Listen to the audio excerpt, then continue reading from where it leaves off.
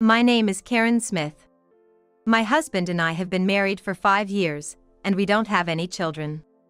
Initially, I really wanted kids and mentioned it to my husband, but he said with a kind smile, "Don't you think we should enjoy some more time just the two of us?" That made sense to me, so I ended up spending these 5 years as he suggested. Then, I received the shocking news that my childhood friend, Monica, had suddenly passed away. Monica and I were always together since we were kids, so her unfortunate news plunged me into deep sorrow. I contacted my husband to tell him about Monica and said that we should attend the wake right away. However, he said, "I'll go. You should prioritize your work." Actually, his words were really appreciated. I hold a quite important position, and taking time off work wasn't easy. "Thank you, I'm counting on you," I said, entrusting everything to my husband, but I kept being reminded of Monica even while working. It was around the time I got married. Monica revealed that she was pregnant with her then boyfriend's child. Monica, who wasn't married and was dedicated to her job, brightly said she wouldn't marry but would bravely be a single mother when I asked about her plans. But isn't it extremely tough to raise a child alone? If I get married, I won't be able to focus on my job. But still, isn't raising a child alone just as demanding, if not more?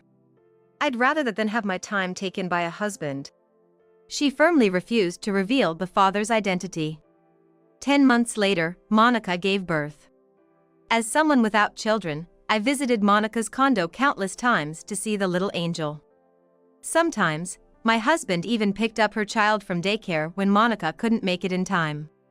There were times when the child fell sick, and whoever could take leave would care for the child.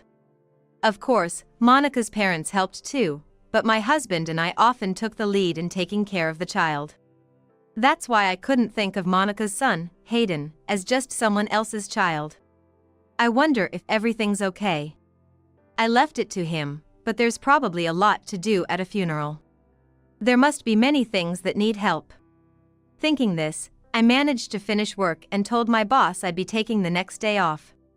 I went home, changed into my morning clothes, and headed for the funeral home. On the way, the overwhelming sadness made my chest tight. If I feel this bad, how much pain must little Hayden be in? When I arrived at the funeral home, the service was in progress. I looked for my husband, but he was nowhere to be seen. Where could he be? Then, I froze in shock. There was my husband, sitting in the chief mourner's seat, with little Hayden beside him. I couldn't understand what was happening and just returned to my seat, baffled. Even if they were close, it didn't make sense for him to be in the chief mourner's seat. Was he sitting there because the child was anxious?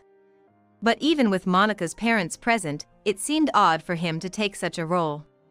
What's going on? Why is he in the chief mourner's seat? As I watched my husband intently, he was embracing little Hayden's small shoulder. He occasionally wiped Hayden's tears and then his own, looking unmistakably like a husband who had lost his wife. Thinking back, my husband Stephen's way of interacting with Hayden did seem different from how one would with someone else's child. He always talked to him with tender eyes, as if cherishing his own son. He was the first to rush to the hospital when Hayden was born, often choosing baby clothes and gifts himself. He changed diapers more than once or twice. It was also Stephen who prepared and fed him milk. Watching my husband do all this, I thought he'd be a loving and great dad when we had our own kids. Yet, 2 years passed, and then 3, and Stephen still didn't want children between us. He always said, "Karen, you're in an important position, and you shouldn't neglect your work for kids." I believe that women, even if capable, should prioritize their career. He never changed his mind about children. Did Stephen not want kids with me? That thought haunted me. But now, Stephen looks every bit the dad. Why? The word affair involuntarily came to mind. If that was the case, when did it start? If Hayden is Stephen's child, then their relationship must have begun when we were married. Why? How?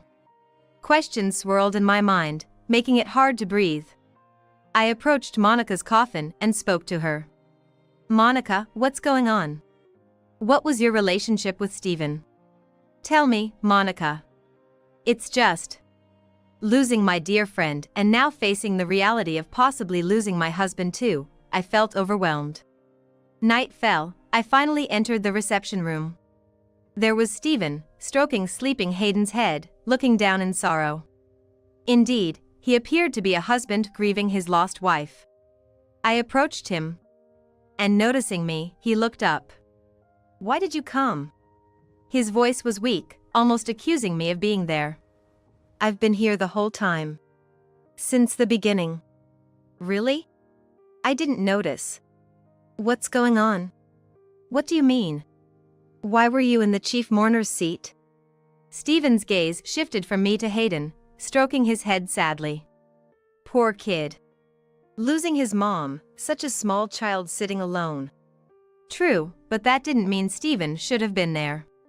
"Monica's parents are here. They should have been in that seat. It's strange for a stranger like you to sit there. You looked like Monica's husband." "It doesn't matter what others think. That's not the point. That seat is for the chief mourner. You're my husband and just a friend to Monica, right? Why bring this up now? What? Is this really the time for this? She's gone, you know? Hayden's all alone now." "He's not alone. Monica's parents are here. You just don't understand." Saying that, he hugged the sleeping Hayden, looking distressed. My mind kept repeating this is wrong, strange, impossible.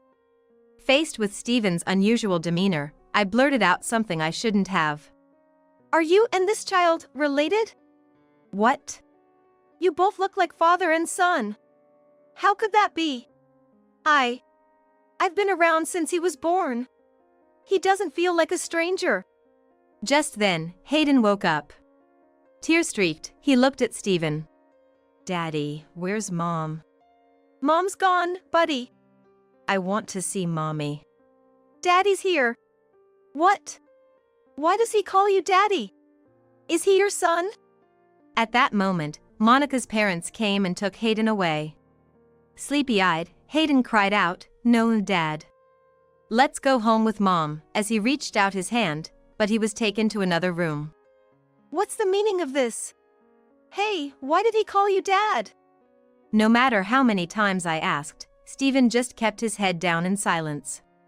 Realizing this was going nowhere, I said, "Fine, if you won't talk, I'll get a DNA test."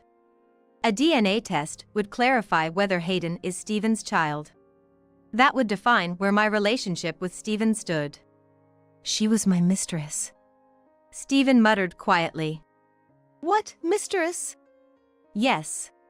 She was my mistress." His sudden anger left me speechless. Even though I had denied the possibility of an affair, Stephen shattered everything with just a few words. "Mistress, you're saying?" "Well, she's not in this world anymore, so that's that." "What does that mean?" "I'll explain everything after the funeral." With that, Stephen left the wake. Stephen served as the chief mourner and tearfully gave a speech. Everyone there was moved, but his confession of having a mistress overpowered my grief with anger, leaving no room for tears. After everything ended, I returned home first. I sat on the sofa, still in my mourning clothes. When Stephen finally returned after sending off Monica, he sat down in front of me, looking tired. "Thanks for coming to the funeral. She must have been happy about it." "Well, I wonder about that. Now, can you explain what's going on?" "Yeah, as I said yesterday, she was my mistress. That's all there is to it." "Since when? When did you start this affair?" 6 years ago. 6 years ago? That's before we were married. How did you even end up in this situation? What connection did you have with Monica?" "You introduced her to me right after we met, remember? You said she was your best friend. That's when I thought she was the one. We were supposed to go out for drinks, the three of us, but you had sudden work and couldn't make it. So, it ended up being just the two of us. That was the start." "You mean you were two-timing?" "Yeah, I guess so. I didn't intend to, but I loved both of you and couldn't choose." "And the child? Who's Hayden's father?" He's my son. Your son? Monica and your child? Yes, that's right. Why didn't you marry her? I proposed to her before I proposed to you, but she turned me down. She didn't want to get married. That's why I married you.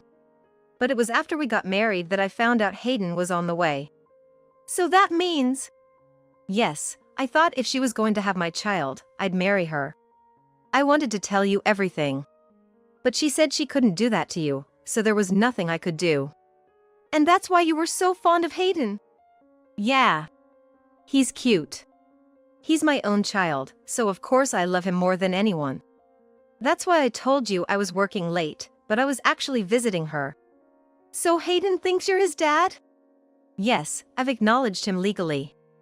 How could you? So you didn't want children with me because of Hayden?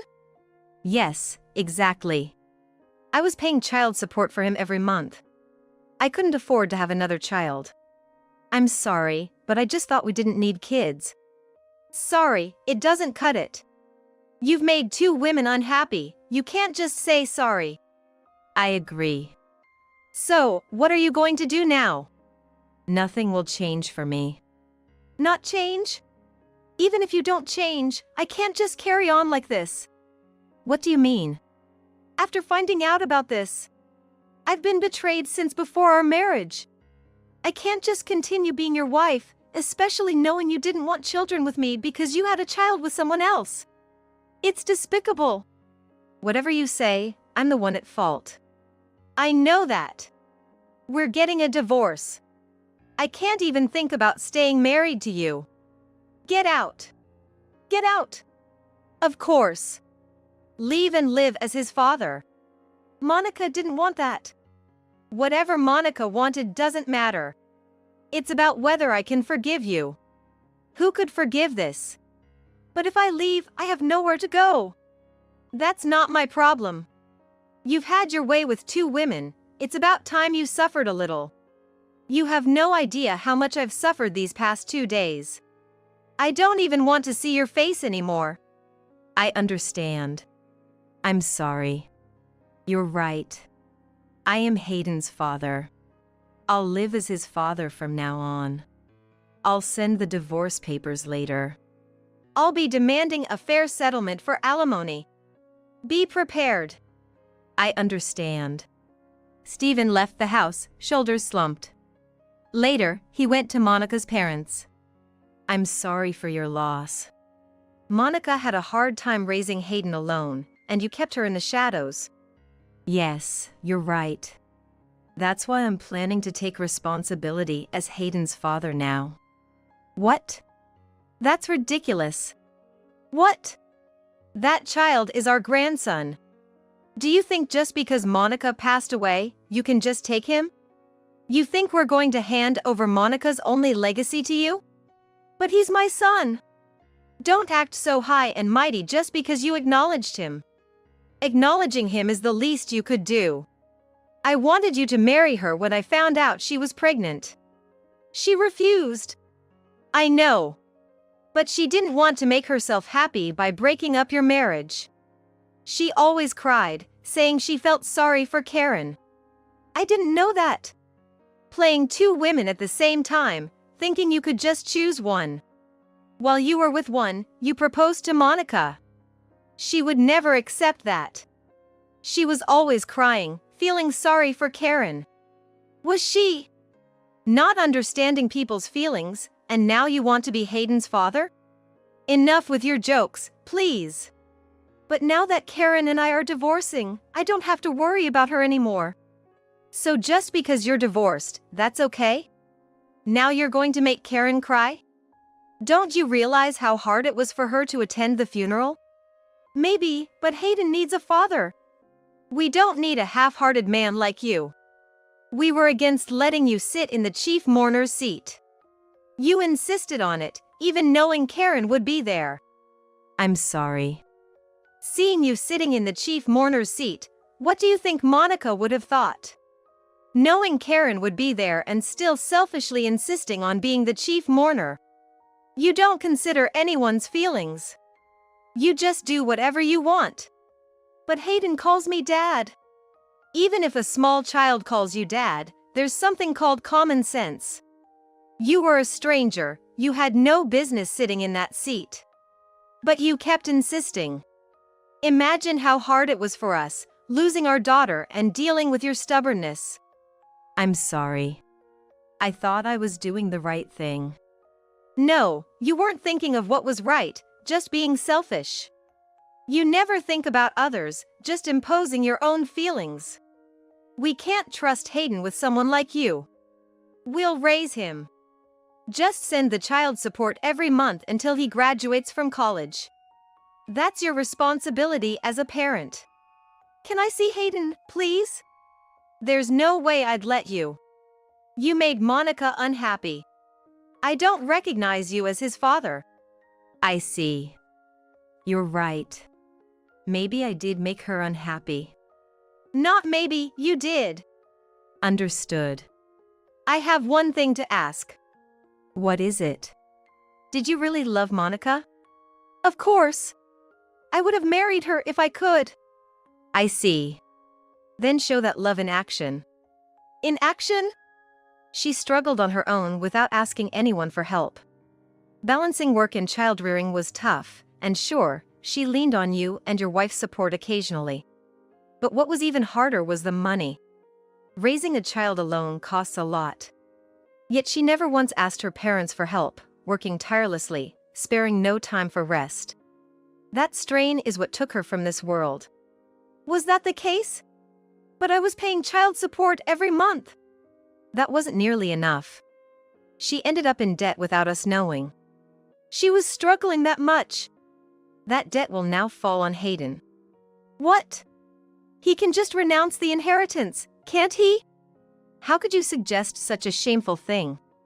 If you renounce the inheritance, it would be a disgrace to Monica. If you truly loved her, you couldn't say that. Right. If you had lived together, none of this would have happened. Yes, you're right. So you need to pay off the debt left to Hayden. What? Not what? Of course, you should. You've had your fun, now it's time to pay your dues.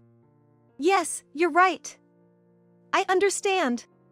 So, how much is the debt? I don't know. She's gone, so we have to ask the lenders. Right.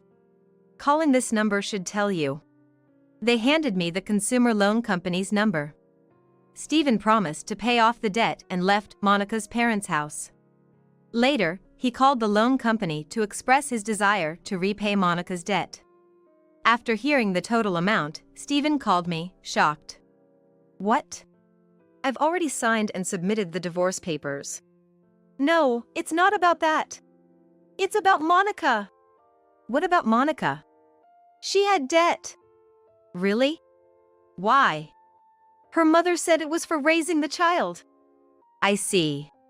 If we don't do anything, the debt will pass on to Hayden, so I've decided to pay it. Right. As his father, it's only natural. Yeah. The amount is just exorbitant. Exorbitant? How much? $160,000. $160,000? Why so much? I wondered why it was so high and asked what it was for. But they said they couldn't disclose it to anyone but the person involved. Well, that makes sense. Why did she have to borrow so much? I have an idea why. But you don't understand, do you? What do you mean? Just look at Monica's belongings, you'll understand. I can't. Her mother won't let me into her apartment. She said I made her unhappy, and I shouldn't touch her things ever again. I can understand her feelings. Tell me, why did she borrow so much? Does raising a child really cost that much? Even for a child, $160,000 is way too much. Yeah, I think so too. Monica always had a thing for brands. What? That's why her apartment was filled with expensive bags and clothes. She showed them to me every time she bought something. To afford all that, you need a lot of money. I had no idea. That's why she said she didn't want to marry because she'd lose her financial freedom. Is that so? And she was big on impulse buying. Really? She often bought more for herself than for her child. I went shopping with her a few times. If she wanted something, she bought it immediately. I asked if it was okay not to buy things for her child, and she just laughed, saying second-hand stuff was good enough for kids who outgrow things so quickly. No way! I'm not lying. So, I have to keep paying for her extravagances? And child support too? That's not my problem. It's your own doing. But I never imagined her debt was for such things. Monica was a big spender and a show-off. Whenever we went out to eat, she always treated me, and we would go to fancy restaurants. I thought she had a good income because we always ate delicious food, so I happily accepted her treats. But it turns out, all that was on borrowed money. Classic Monica. Wait, does that mean some of her debt went to you indirectly? In a way. Then you should pay too. At least for what you benefited from her. Why should I have to pay? If Monica asked me to pay her back, I would, but she can't speak anymore, can she? Or are you going to bring her back from the afterlife? That's impossible. Then just give up. Oh, and I sent an invoice to your parents' house. What invoice? For the alimony from our divorce. How much? $600,000. For everything you've done, it hardly seems enough. I'm not satisfied, but well, it can't be helped. That's what the lawyer said. All that. With Monica's part, it's more than $2 million. Yes. But Monica's debt has nothing to do with me. You need to pay the $600,000 in full. That's impossible. That's not my problem. You owe me alimony for all the trouble you've caused. But it's for 6 years of marriage, including before we got married. Honestly, I should be asking for double. That's ridiculous. Then I should have stayed married to you. What? Too late for that. If we didn't divorce, there'd be no alimony, and we could have paid off the debt together. What are you talking about? I told you earlier. I've already submitted the divorce papers. That means you and I are officially strangers now. So, could you please stop contacting me? Don't say that. We could remarry, right? Don't joke around.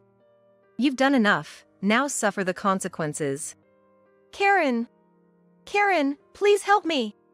Hearing Stephen's pitiful voice, I finally felt satisfied hanging up the phone. Well, what happened next?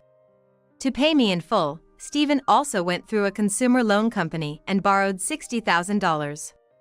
He thought borrowing from a bank would be better, but with the $160,000 he had to repay, the total amount becoming $220,000 didn't seem much different to him. As a result, he ended up with a debt of $220,000, plus a monthly child support payment of $1,000. He considered moving back to his parents' house to save on living expenses. But his parents wouldn't have it.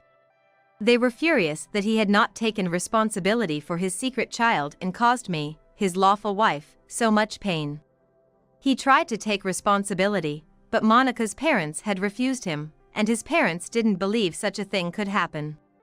To cut down on his living expenses, he moved into a small, affordable studio apartment for around $400 a month. After moving, Stephen contacted me. Hey, I managed to rent a decent place. Want to come see? A studio apartment, huh? Well, that's probably just right for a single guy. But I didn't need to see it to know that next door was a cemetery. Which explained the low rent.